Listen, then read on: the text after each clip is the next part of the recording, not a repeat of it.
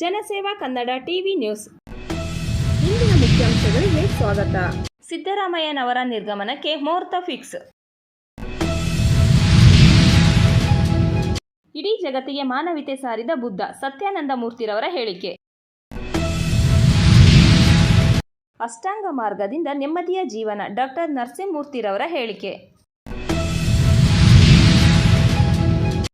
ಪ್ರಜ್ವಲ್ನ ಕರೆಸುತ್ತಾರೋ ಬಿಡುತ್ತಾರೋ ಅವರಿಗೆ ಬಿಟ್ಟ ವಿಚಾರ ಚೆಲುವರಾಯಸ್ವಾಮಿರವರ ಹೇಳಿಕೆ. ದಕ್ಷಿಣ ಶಿಕ್ಷಕರ ಕ್ಷೇತ್ರದಲ್ಲಿ ಮರಿತಿಪ್ಪೇಗೌಡರ ಗೆಲುವಿಗೆ ಶ್ರಮಿಸಲು ಚೆಲುವರಾಯಸ್ವಾಮಿರವರ ಹೇಳಿಕೆ. ದಕ್ಷಿಣ ಶಿಕ್ಷಕರ ಕ್ಷೇತ್ರ ಎನ್ಡಿಎ ಅಭ್ಯರ್ಥಿ ಬೆಂಬಲಿಸಲು ಕೆಟಿ ಶ್ರೀಕಂಠೇಗೌಡರವರ ಮನವಿ. ರಾಜಕೀಯ ತಂತ್ರಗಾರ ಪ್ರಶಾಂತ್ ಕಿಶೋರ್ ಬಿಜೆಪಿ ಏಜೆಂಟ್ ತೇಜಸ್ವಿ ಯಾದವ್ರವರ ಹೇಳಿಕೆ. ಕುಶಾಲನಗರ ಪುರಸಭೆ ವ್ಯಾಪ್ತಿಯಲ್ಲಿ ಸಾರ್ವಜನಿಕರಿಗೆ ನೀರು ಸರಬರಾಜು ಮಂಡಳಿಯಿಂದ ನೀರನ್ನು ಕುದಿಸಿ ಕುಡಿಯುವಂತೆ ಪುರಸಭೆ ಮುಖ್ಯ ಅಧಿಕಾರಿಗಳು ಮನವಿ ಮಾಡಿದರು. ಜೂನ್ 1ರಿಂದ 5 ದಿನ ಮದ್ಯ ಮಾರಾಟ ಬಂದ್. ಕೊಡಗು ಜಿಲ್ಲೆ ವಿರಾಜಪೇಟೆ ತಾಲೂಕಿನ ವ್ಯಾಪ್ತಿಯಲ್ಲಿ ಹುಲಿಗಳ ಹಾವಳಿ, ಭಯ ಭೀತಿಯಲ್ಲಿರುವ ಗ್ರಾಮದ ಜನರು.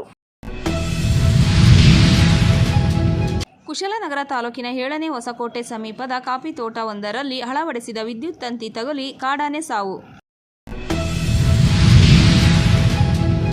ಮಾಜಿ ಮುಖ್ಯಮಂತ್ರಿ ಎಚ್.ಡಿ. ಕುಮಾರಸ್ವಾಮಿರವರು ರಾಜ್ಯದ ಮುಖ್ಯಮಂತ್ರಿಯಾದ ಸಿದ್ದರಾಮಯ್ಯರವರಿಗೆ ಆತ್ಮಸಾಕ್ಷಿ ಬಗ್ಗೆ ಪ್ರಶ್ನಿಸಿದ್ದಾರೆ. ಮತ್ತೆ ಡೆಡ್ಲಿ ವೈರಸ್ ಅನ್ನು ಎಬೋಲಾ ರೂಪಾಂತರ ಮಾರಣಾಂತಿಕ ಸೋಂಕನ್ನು ಚೀನಾದ ವಿಜ್ಞಾನಿಗಳು ಸೃಷ್ಟಿಸಿದ್ದಾರೆ.